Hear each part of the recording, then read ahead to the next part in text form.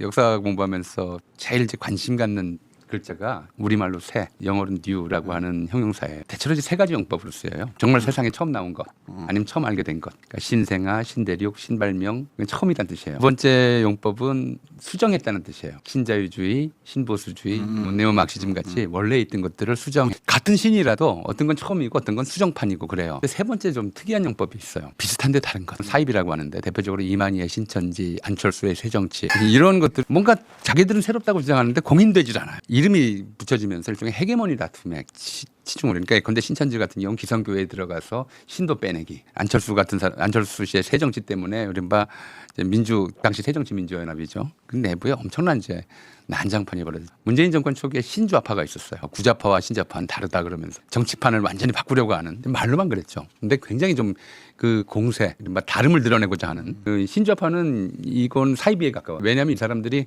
실제로 말은 신주아파라고 했지만 상당수가 윤석열 지지로 돌아섰잖아요. 그러니까 정치라고 하는 것이 공통점을 찾고 이른바 거기에 공감하는 세력들을 넓혀나가는 이런 일들이 돼야 되는데 꼭 구별의 의식이 더 강해요.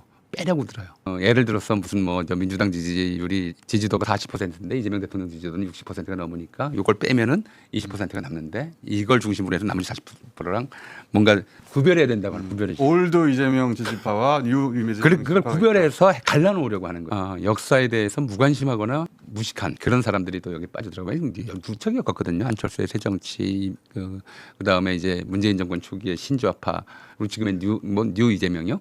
뭐 여기에 이르기까지 꼭 정권 교체 직후에 되거나 아니면 이제 초기 이렇게 되면 뭔가 구별해서 중심이 뭐 여러 사람들이 거기에 동조를 했고 그 뉴 레프트가 결국 말씀하신 나중에 네. 그래서 윤석열 지지까지 구좌파와 이재명을 하느니 차라리 윤석열로 맞아요. 네. 결별하는 새로운 시대적 조류라고 주장을 했지만 맞아요. 사실은 이게 갈라놓는 거였거든요. 그래서 이제 역사에 무지하다 보니까 우리가 이런 일을 여러 차례 겪었다는 걸 모르는 사람들이 반복해서 겪었어요, 사실. 반복 겪고 있고 그걸 바라는 사람들이 있어요. 역사에 무식한 사람들이 많아지기를. 그래서 과거를 자꾸 사람들이 잊어버리기를 바라는 사람들, 이런 사람들이 결합을 해서 이런 현상을 나타내는 거라고 생각이 되는데, 다만 이제 제가 이 얘기가 뭐 이렇게 별 의미가 없다고 생각하는 이유는 우리 여러 차례 겪었잖아요. 해본 게임이죠. 해본 게임이니까 이 문제가 어떻게 귀결될지 어떻게 해결할지도